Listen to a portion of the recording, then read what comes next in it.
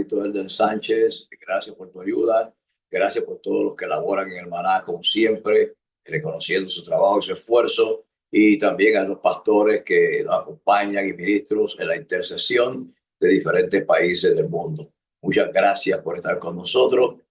Ya pasó el día de Navidad, pero estamos entrando en la recta final para despedir un año, y cuán importante es que nosotros hagamos metas y resoluciones correctas, resoluciones que se cumplan, resoluciones que lleguen a algún lado, resoluciones que cambien en nuestra vida las situaciones improductivas que hemos tenido en este año 2024, quizás en algunas áreas, y es importante analizar nuestro año, reflexionar hacia atrás en nuestro año y hacer correctivos para que podamos en el año 25 esperar cosas mejores y cosas nuevas. Yo bendigo a la audiencia y espero que las palabras que compartimos ahora te sirvan para reflexionar y te sirvan para comenzar a organizar tu vida de una forma que pueda ser una persona más productiva y te prepares para los años por venir. Es muy importante. Voy a retomar cosas que dije en la última edición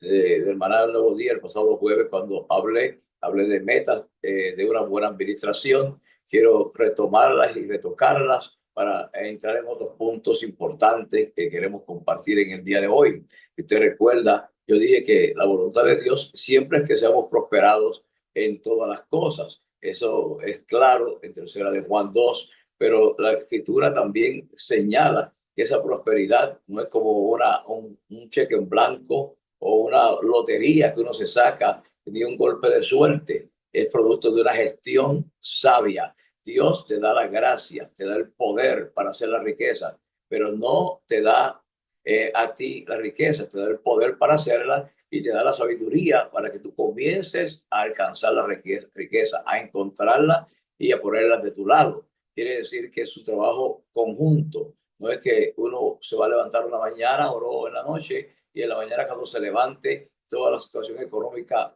va a cambiar y de repente uno va a estar favorecido en todas las áreas. Se supone que uno ya tiene el favor divino para hacerlo, pero ahora falta la estrategia, la sabiduría, el cómo hacerlo, el programa, el plan, la disciplina, todo lo que va ligado a una buena administración financiera. También hablamos de que si uno va a administrar alguna cosa en el mundo o en el reino de Dios, primero debe administrar bien su propia vida. Eso es lo primero que hay que enfocarse en la vida de uno y la buena administración de las cosas que ya tenemos y de lo que ya somos, la buena administración de esas cosas. Se debe tener conciencia de cada ciclo también en que estamos viviendo y administrar nuestra vida de acuerdo a ello.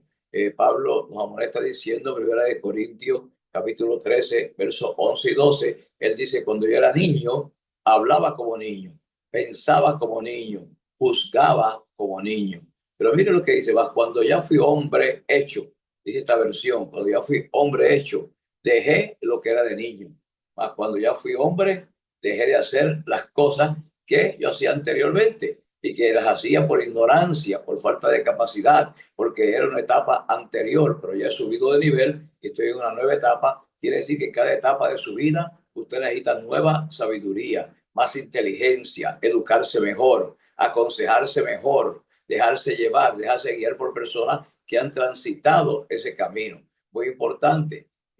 Nosotros como creyentes entendemos. Pablo dice, cuando yo era niño conocía en parte conocía, pero ahora conozco a cabalidad. Ahora se me ha abierto el panorama. Ahora me miro y me reconozco completamente. Quiere decir que en cada etapa tenemos que aprender a conocernos nosotros mismos primero. Una de las famosas frases de pensadores antiguos fue, conócete a ti mismo. Es importante conocernos a nosotros mismos y conocer nuestras inclinaciones a cometer errores y reconocer algunas áreas en nuestro carácter, en nuestra actividad, en nuestra vida, en la forma de hacer las cosas que quizás nos han llevado a errores y a perder recursos que eran importantes para el futuro nuestro o para el presente en que estábamos viviendo. Una buena gestión de administración es el hacer un buen manejo y uso de lo que nos pertenece a nosotros o lo que pertenece a otro.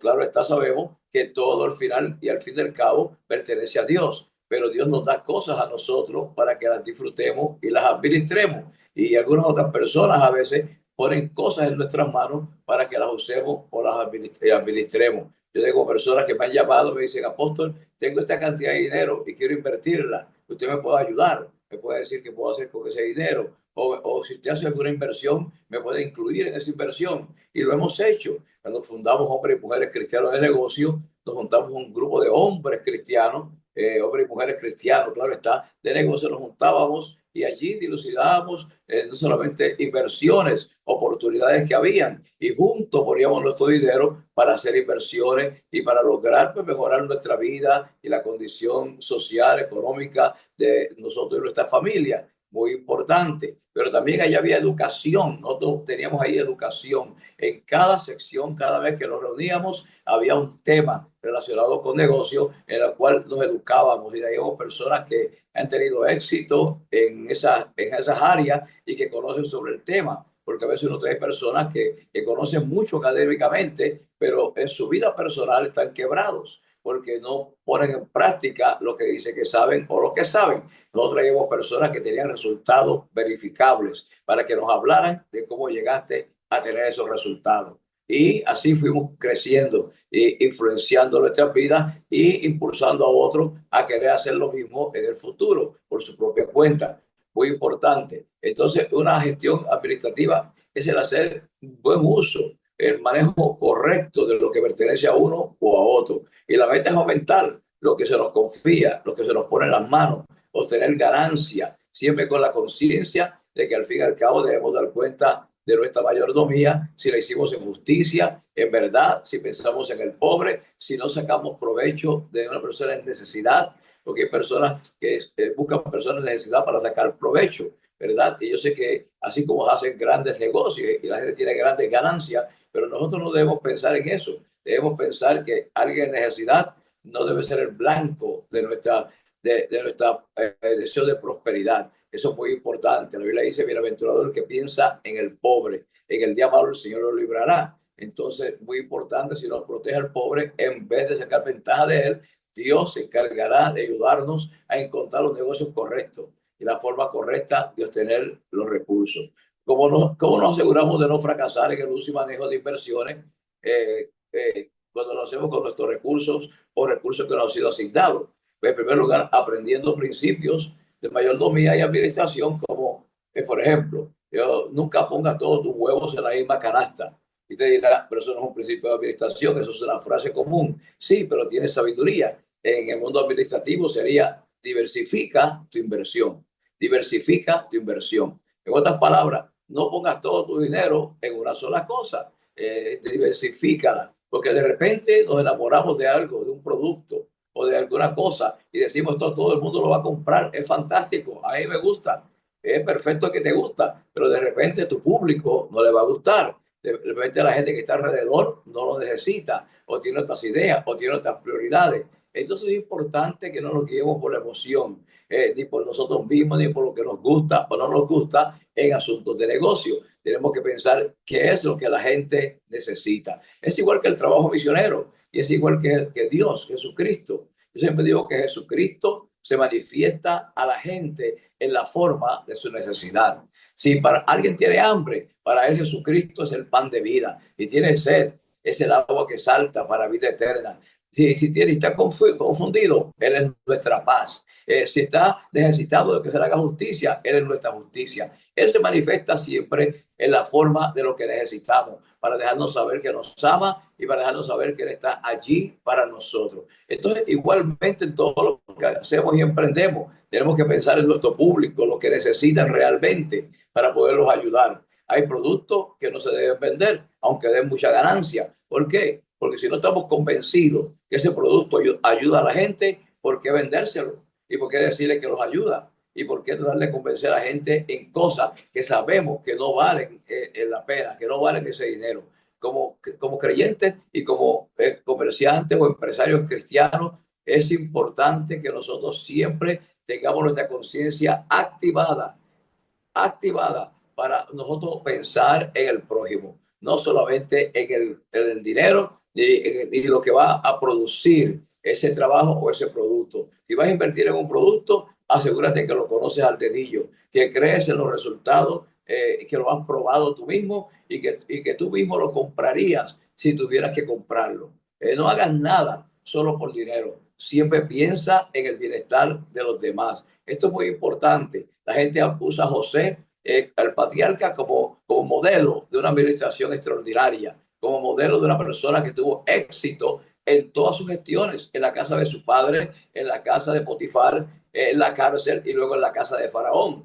4 escenarios diferentes, totalmente diferentes. Él tuvo éxito en los 4 escenarios. ¿Por qué? En primer lugar, porque José, su éxito no dependía de sus sueños, sino dependía de saber que en su sueño había mucha gente. No era él solo, ahí estaban sus hermanos, ahí estaba su padre, ahí estaba su familia y sus sueños. Todos los sueños de José incluían ayudar personas, preservar la vida de personas, impulsar personas. Claro, la gente que no lo sabía, como sus hermanos, que no tenían esa sabiduría, quisieron matarlos por el sueño. Sin embargo, los sueños de José eran sueños en favor de ellos, para preservación de su vida. Por eso Dios los cumplió y él le pudo salvar la vida a toda una generación. Él preservó a la nación de Israel cuando eran apenas menos de 200 personas, ciento y tantos personas. Preservó la vida de sus hermanos. ¿Por qué? Porque siempre vio su sueño e incluyó a otros. No emprendas cosas solo para ti. Incluye otras personas en tu sueño. Eso es muy importante. Que Dios vea que tu corazón va hacia otro, que tú quieres ayudar a otro. Entonces, administra, pero administra con justicia, administra con verdad.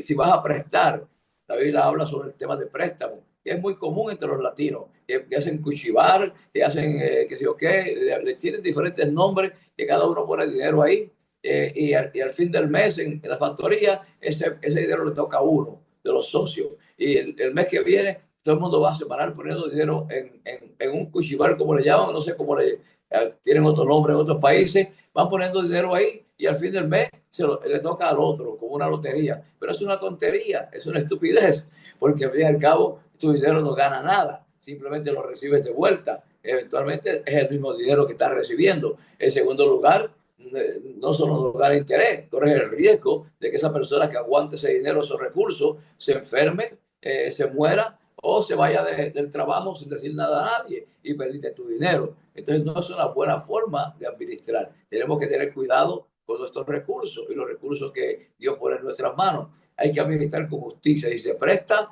la escritura es clara, que al pobre no hay que prestarle con rédito, que al hermano necesitado no hay que prestarle con rédito. Ahora, si tienes un negocio de préstamo, entonces ya es otra cosa. Debes regirte por las reglas de la banca y por las reglas de la justicia de Dios, porque algunas reglas de la banca quizás no son justas, pero son un modelo y son un lineamiento para seguir. Quiere decir que si en la banca se está prestando al 5%, tú no puedes prestarle a nadie al 10%, ni al 12%, algunos al 100%. Te presto 10 y me das 20 en un mes. No, eso no lo puedes hacer. Tienes que tener cuidado, tienes que ser una persona justa y equitativa para que Dios bendiga y prospere la obra de tus manos. Eso es muy importante. En el Salmo 15, verso 5 dice, quien su dinero nos dio a usura, ni contra él, ni contra el inocente, perdón, tomó cohecho. El que hace estas cosas jamás será removido. Otra versión dice, el que hace estas cosas prosperará. Entonces es importante que nosotros entendamos estas cosas como Dios las ha determinado, como Dios las ha señalado. Gloria a Dios. No solamente debemos tener cuidado con estas cosas, debemos aprender principios de mayordomía y administración como nunca, que nunca pongas todo tu huevo en la misma canasta, como dije, hay que diversificar lo que tiene, debe administrar con justicia y verdad y cuidarte de no prestar a rédito. El Proverbio 28:8 dice, el que aumenta sus riquezas con usura y, y crecido interés, para el que se compadece del pobre, las aumenta. Entonces debemos también, si vamos a administrar, entender que debemos aprender a oír la voz de la experiencia. No deseches el consejo de la gente que pasó por ahí. Si no sabes algo, pregúntalo. El sabio, cuando no sabe, pregunta. Por eso es que es sabio, porque pregunta. Y el que pregunta, aprende. El sabio, cuando no sabe, va donde alguien que sabe y investiga. El necio trata de ocultar su ignorancia y se convierte en necedad, callando o diciendo que sabe. Y al fin y al cabo queda en vergüenza. Esa es la forma más fácil de mantenerte ignorante. Cuando no sabes, quedarte callado. Pero es importante preguntar, indagar. No hay vergüenza en preguntar, pero sí hay vergüenza en errar por no haberlo hecho cuando debiste hacerlo. También, si quieres administrar bien y ser un administrador efectivo, yo te motivo a que elimines el orgullo de tus negocios. El orgullo nos impide seguir aprendiendo, nos impide seguir creciendo, nos impide reconocer que necesitamos ayuda. Mientras más alto estés y mientras más alto te lleve el Señor y mientras más alto crezca, más conocimiento necesitarás para llevar a cabo tu trabajo en ese nivel. Pablo, al final de su gloriosa carrera, después de conquistar casi todo el mundo conocido con el Evangelio, su carrera apostólica extraordinaria, desde una visión de Roma, escribe. Y uno pensaría, este hombre ya llegó, lo sabe todo, ha ganado casi todo el mundo para Cristo, es el apóstol de los apóstoles. Sin embargo, aunque Pablo sabía más que el 99.9% de los cristianos del planeta, sin embargo, él estaba en la prisión listo para ser ofrecido y todavía le escribe a Timoteo desde la prisión una carta y le dice en 2 Timoteo 4:13, trae cuando vinieres a verme, tráeme el capote que dejé en Troas con Carpo, o sea, una cobertura para su cuerpo, y los libros, mayormente mis pergaminos. Todavía está pensando en leer, todavía está pensando en escribir, todavía está pensando en seguir derramando el perfume de la sabiduría y la ciencia de Dios en las personas. Pero ya estás listo para morir, estás sentenciado a muerte, no importa. Lo interesante es que Pablo escribió algunas de sus epístolas desde la prisión. La prisión no impidió que él siguiera creciendo, que su empresa de predicar el evangelio, porque es una empresa, es el reino de Dios, son los negocios del Padre. Él continuó con los negocios del Padre hasta el final. Y las epístolas más productivas, muchas de ellas salieron de la prisión. Así como vamos madurando y avanzando en otras etapas de vida, debemos ir ajustando nuestras vanidades y comenzar a vivir una vida que sea más práctica. Dios quiere que vivamos vidas prácticas. Tenemos que vivir vidas orientadas a tener salud financiera en cada una de dichas etapas, especialmente en nuestra época de oro. Yo dije que es importante hacer previsión, como la hormiga que hace provisión en el verano o previsión en el verano para el tiempo del invierno. Entonces, muy importante esto. Nosotros, yo he oído de casos de personas que vivieron como mendigos, pero al morir se descubrió que habían amasado fortunas y nunca las disfrutaron. Quiero decirte que cada etapa de la vida hay que disfrutarla, porque el hombre vive en etapas, porque Dios nos hizo en etapas. Es un extremo erróneo uno amasar dinero y trabajar duro y morir sin poderlo disfrutar para dejarlo a otro. Es importante que dejemos herencia a nuestros hijos y a los hijos de nuestros hijos, pero es más importante que usted pueda disfrutar de sus recursos que usted hizo con sus manos en el tiempo en que tiene salud y vida para hacerlo. Entonces, las etapas de la vida del hombre son diferentes ciclos. Primero, una de dependencia total cuando eres bebé o niño pequeño, depende totalmente de sus padres. Luego viene la dependencia parcial, que es una época donde ya nos comenzamos a educar, nuestros hijos comienzan a educarse y comienzan a crecer. Y es una buena etapa para enseñarlos y educarlos en el manejo del dinero. Luego viene una etapa de independencia financiera, donde se entra ya en la fuerza laboral, en la competencia laboral, la fuerza trabajadora. Y es la época de la productividad, donde Dios nos da fuerza, la mente está fresca para aprender, aprendemos muchas cosas rápido y tenemos ahí un sinnúmero de habilidades que Dios ha colocado en nosotros para que esa época sea la época que nos cargue para nuestra siguiente temporada, que va a llegar porque va a llegar, que es la temporada del invierno, la temporada de oro, como se le llama, muy importante. Es aquí donde se requiere mayor cuidado y destreza en el manejo de nuestros recursos, aumentar nuestros bienes patrimonios para tomar las mejores decisiones, porque finalmente vendrá la época, como dije, del disfrute de todo nuestro trabajo si fuimos buenos administradores. Entonces, hablemos de eventualidades, porque es importante. Todo el mundo tendrá eventualidades en la vida. Vendrán enfermedades, catástrofes, diferentes cosas, y es importante que ninguna eventualidad te robe los recursos. Es importante que en cada situación en que tú enfrentes en la vida estés preparado para resolverla. Y hablé de seguros de vida, seguros de salud, de póliza whole life, como le llaman en América, donde uno va poniendo dinero y mientras va acumulando, ellos van invirtiendo el dinero de uno, pero al mismo tiempo mantienen una póliza de salud, de vida, que es bastante alta en caso que le pase algo a uno, de su familia quede cubierta. Hay cantidad de programas de salud que son buenos, hay que examinarlos antes de hacer una decisión, pero hay que asegurar su futuro financiero. En 1 Corintios 4:2 nos advierte, ahora bien se requiere de los administradores que cada uno sea hallado fiel. Voy a hablar un minuto más y termino. Resoluciones financieras para este año. Todos los años, multitud de personas comienzan el año con nuevas expectativas de éxito, con resoluciones financieras para tener supuestamente progreso financiero. Pero esas resoluciones terminarán fracasadas la mayor parte de las veces. ¿Por qué? Porque no le ponemos cuerpo, porque no planificamos. Simplemente son resoluciones, son sueños que no se cumplirán. ¿Por qué? Porque seguimos haciendo las mismas cosas del año anterior y esperamos resultados diferentes. Yo voy a seguir hablando sobre esto en otra ocasión, pero yo confío que el consejo que le doy le sirva y que usted este año planifique para tener éxito, porque el que no planifica para tener éxito está planificando para fracasar.